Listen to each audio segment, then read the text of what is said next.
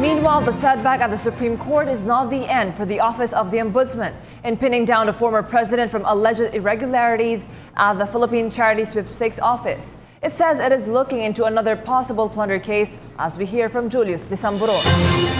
The Office of the Ombudsman asserted that the second case to be filed against Pampanga Representative Gloria Macapagal Arroyo is not tantamount to double jeopardy. Charges of plunder and malversation were filed anew against the former president in relation to the alleged misuse of the 57 million peso intelligence funds of the Philippine Charity Sweepstakes Office from the years 2004 to 2007. This is now under preliminary investigation with the Ombudsman. According to Ombudsman Conchita Carpio Morales, the lawsuit includes another person far different from the misuse of the 366 million peso intelligence fund for the years 2008 to 2010, which was recently dismissed by the Supreme Court. Assuming that we can prove that there was pillaging or ransacking of the public treasury. Well, if after preliminary investigation we believe that probable cause lies, then we will certainly hail her into court. Aside from filing a motion for reconsideration, the Ombudsman is also ready for an oral argument to prove the past president connived with the PCSO personnel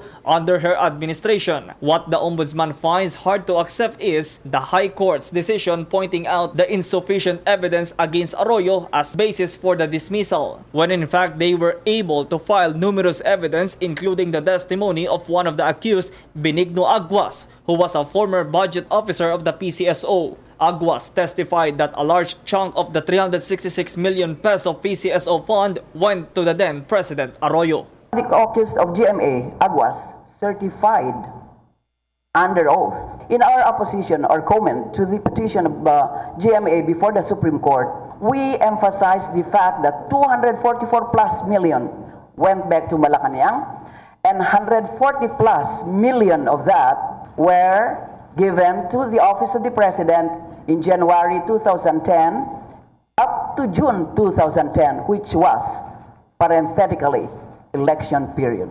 The Ombudsman also had something to say to PGMA's co-accused former PCSO General Manager Rosario Uriarte, who is still in hiding as of this time. The warrant of arrest against her stands.